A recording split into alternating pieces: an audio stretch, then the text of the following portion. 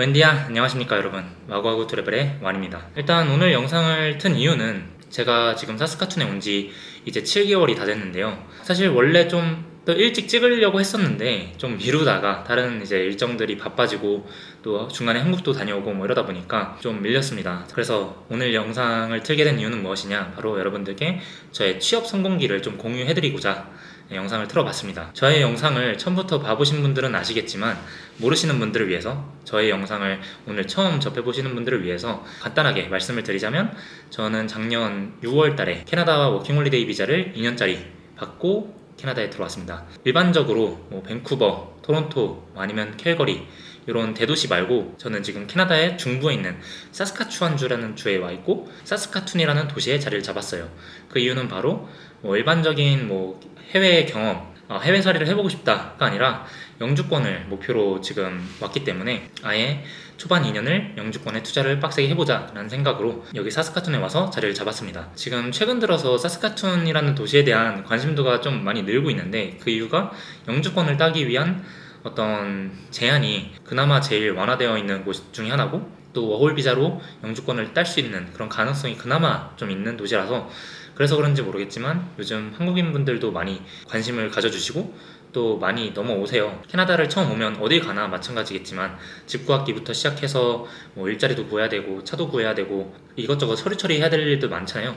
뭐 그거 관련돼서는 제가 따로 정리해 놓은 영상이 있으니까 뭐 여기 아래 링크 제가 남겨놓을 테니까 그거 참고해서 보시면 사스카툰에 처음 오셨을 때 해야 되는 정착 과정들, 그런 것들을 참고하실 수 있을 것 같고요.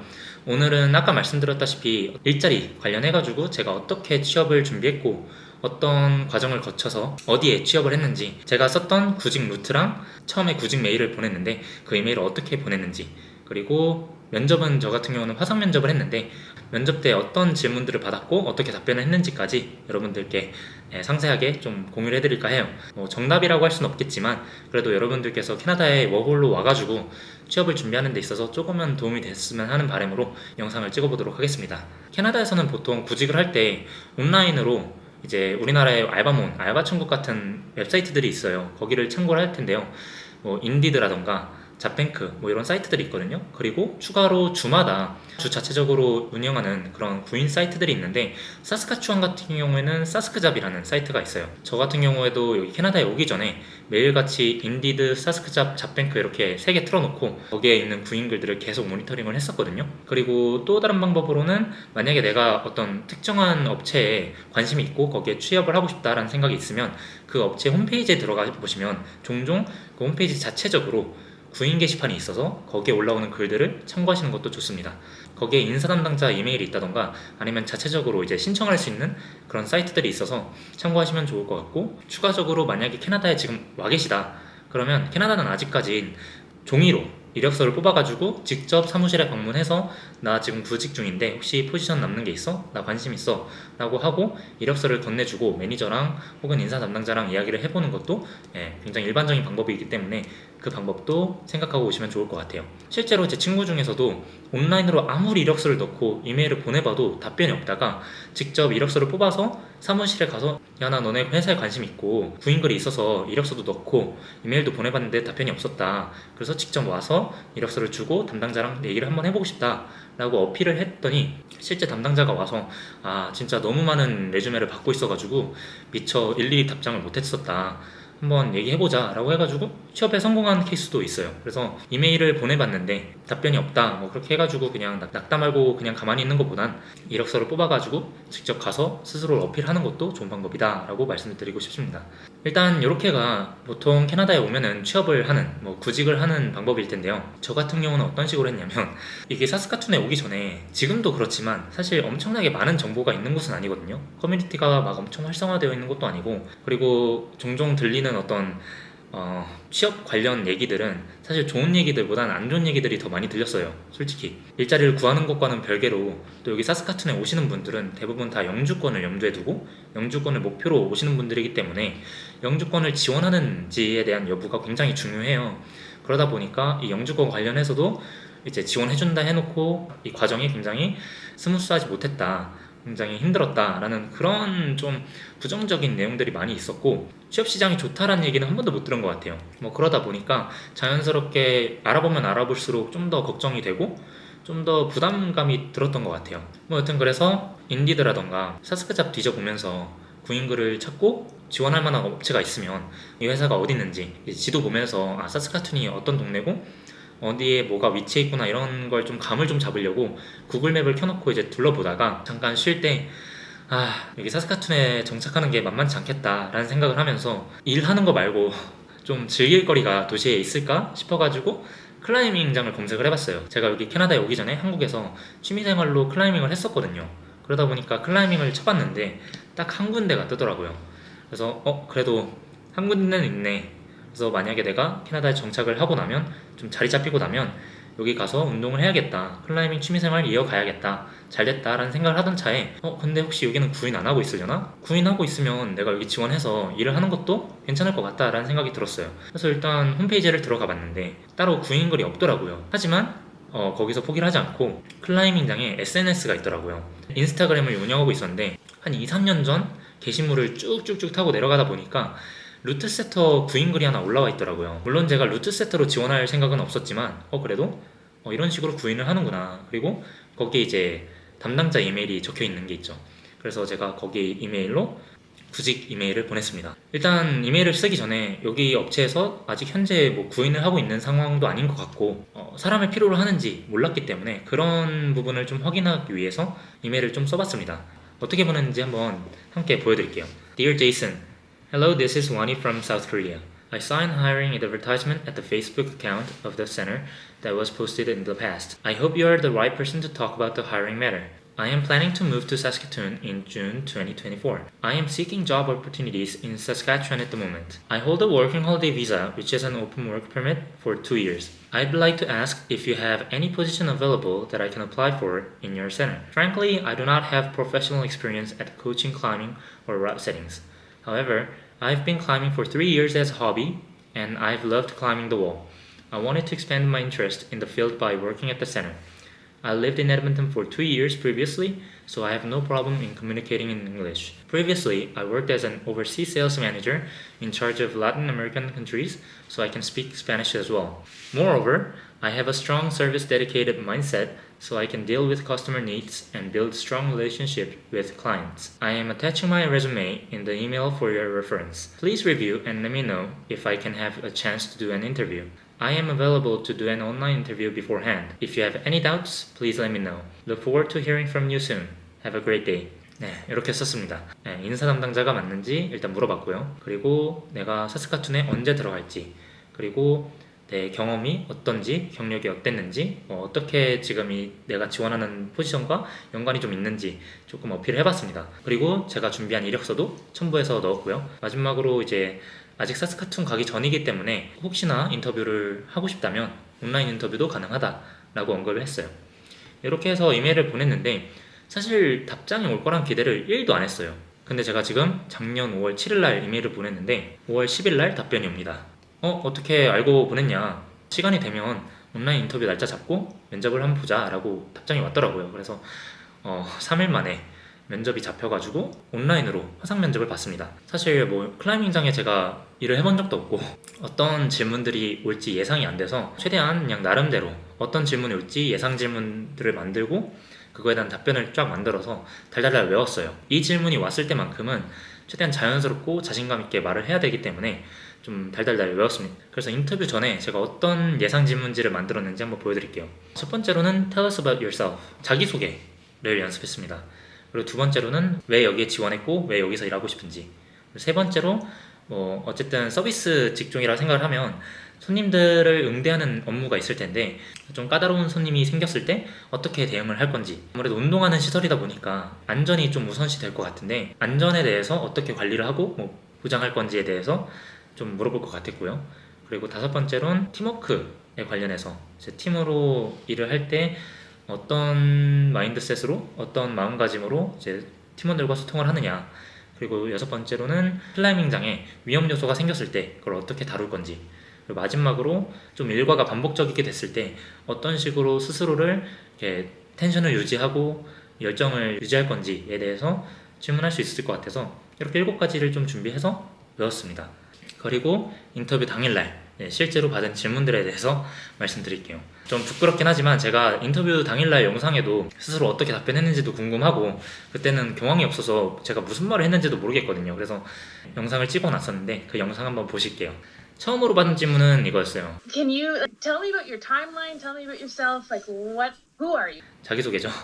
그래서 바로 1번에 대한 질문이었기 때문에 답변하는 데는 문제가 없었습니다. 바로 두 번째 질문으로 가보겠습니다. Tell me about your climbing experience and history.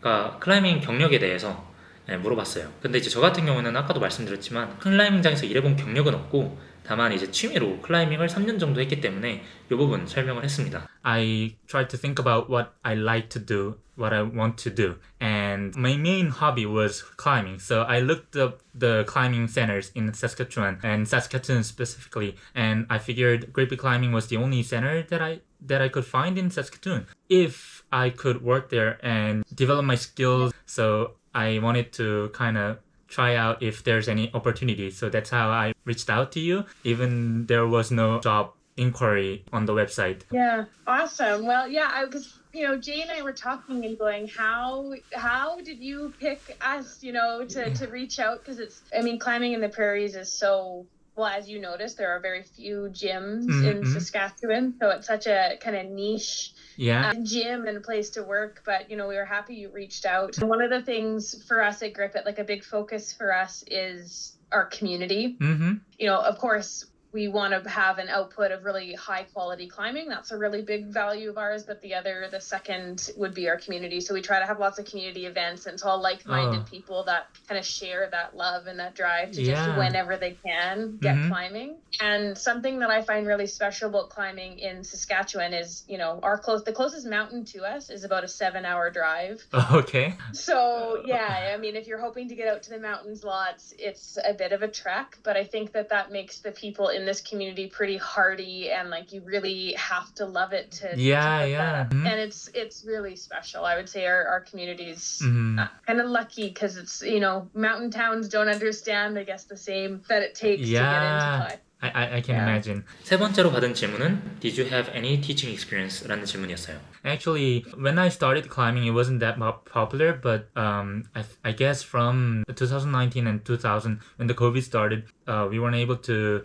do outdoor sports that much. So everything kind of got focused to indoor stuff. And right now, the climbing culture is very huge in Korea. There are a bunch of new climbing centers in Seoul that newly opened up. What I enjoyed was that during the time when I was working, since I post up my climbing videos and photos on my SNS, they contact me to, I'm interested in climbing, but I'm afraid if I can do it or if I can start on my own. So I arranged time to go to climbing with my new friends. I introduce them the sports and I teach them the basics. And I have some of my friends who are now just climb freaks, and I just love those kind of sharing my passion about climbing. And when they fall in love with it as well, it just makes me very satisfied. I love to hear that. That's actually something we look for with our staff, and we always talk about. Yes, it's wonderful to work with our members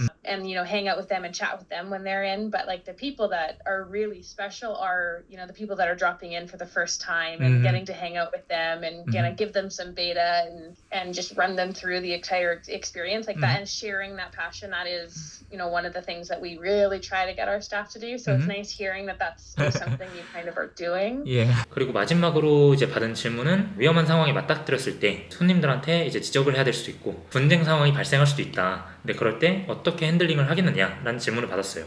이 질문 같은 경우는 3번이랑 4번 그리고 6번 질문에 좀 연관을 지어서 답변을 했는데, 그래서 저 같은 경우는 회사 생활하면서 해외 영업이다 보니까 고객들의 불만사항을 받았던 적이 있는데 그때마다 차분하게 고객들의 불만이 정확히 뭔지 파악하려 노력했고, 당장의 해결이 불가능하더라도 내가 문제를 해결하기 위해서 최대한 노력할 거다라는 제스처를 보여줬고, 또 최대한 자주 폴로업을 해가지고 진행사항들에 대해서 말을 해줬을 때 그들의 불만이 점차 사그라드는 것을 느꼈고 계약관계가 지속되는데 도움이 되었다. 이런 뉘앙스로 제가 답변을 했던 것 같아요. 이렇게 해서 좀 공식적인 어떤 인터뷰 면접 때의 질문들은 끝이 났고, 그 이후에 궁금한 것들에 대해서 물어봐라 하길래 남은 시간 동안 급여, 근무 시간, 뭐 풀타임 근무 가능한지 뭐 이런 것들에 대해서 좀 물어봤던 것 같아요. 먼저 출퇴근이 가능하냐라고 물어보더라고요.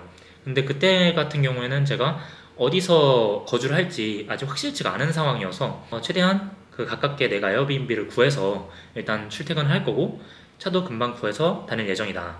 그러니까 출퇴근은 문제가 없다라고 제가 어필을 했고요. 풀타임 근무가 가능한지 여부에 대해서 제가 물어봤는데 지금 당장은 풀타임이 어렵다.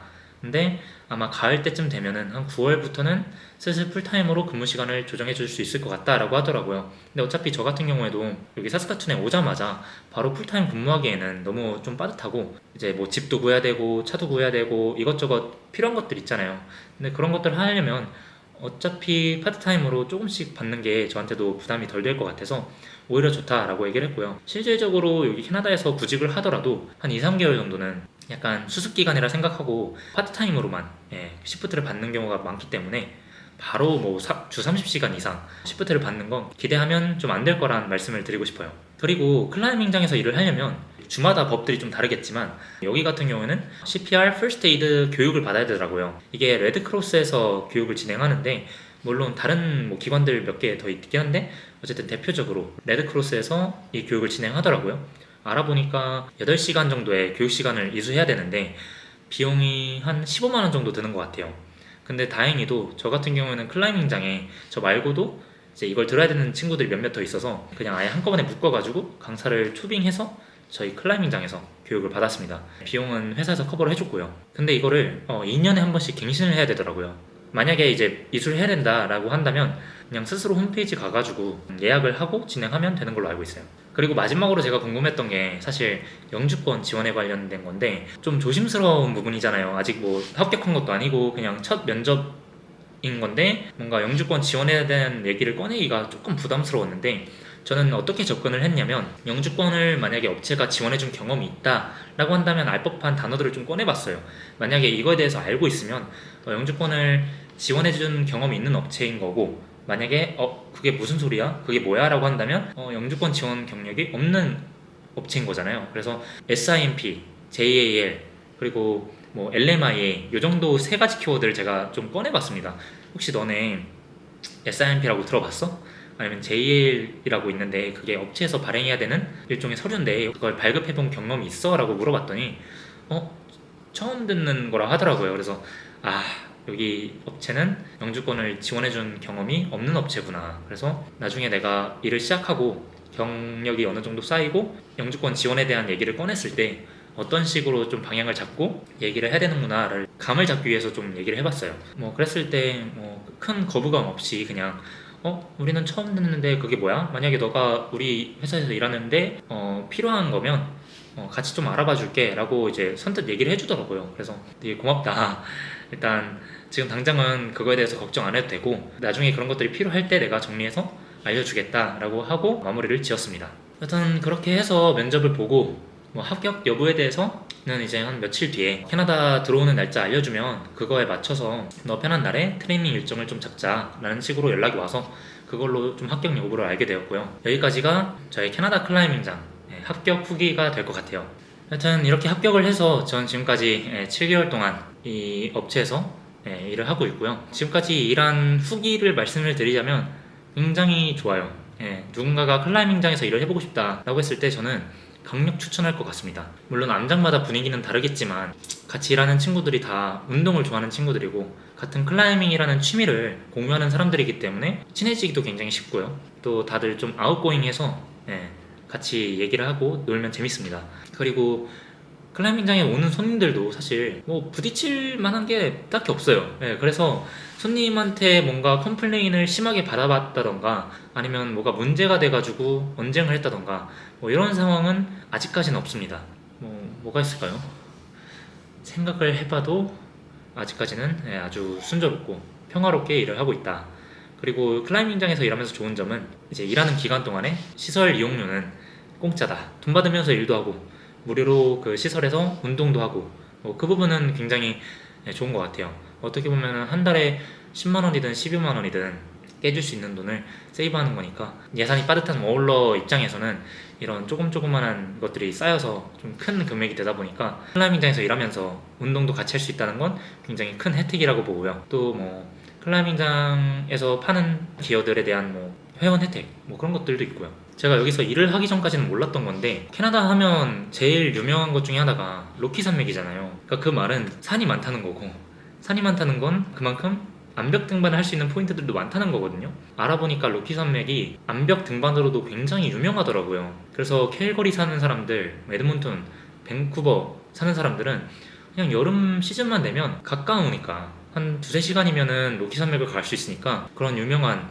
암벽 등반 포인트들을 찾아서 운동을 하더라고요. 그만큼 암벽 등반에 대한 이제 인기도 많고 할 수 있는 것도 많고, 또 이제 외벽만 있는 게 아니라 도시 내에서도 그런 대도시 같은 데 가면 지금 제가 있는 곳보다 훨씬 크고 훨씬 많은 암장들이, 실내 암장들이 많이 있대요. 캐나다에 뭐 저처럼 영주권을 위해서 사스카툰에 오지 않는 이상 뭐 그런 토론토, 밴쿠버, 캘거리, 에드먼턴 이런 도시들을 많이 가실 텐데, 가시면 일반 식당, 카페 뭐 이런 데서 서빙이나 바리스타 하는 일도 물론 좋고, 물론 개인적으로 해외 경험을 쌓기 좋은 곳들이긴 하지만, 만약에 클라이밍을 취미로 한 번이라도 해보셨다면 근처 클라이밍장 가서 한번 구직 활동을 해보시는 것도 저는 적극 추천드립니다. 여튼 저희 영상이 캐나다 워홀 비자를 받고 오시는 한국인분들이 요즘 굉장히 많으실 텐데, 클라이밍장 취업하는데 조금이나마 도움이 됐으면 하는 바람으로 영상을 만들어 봤고요.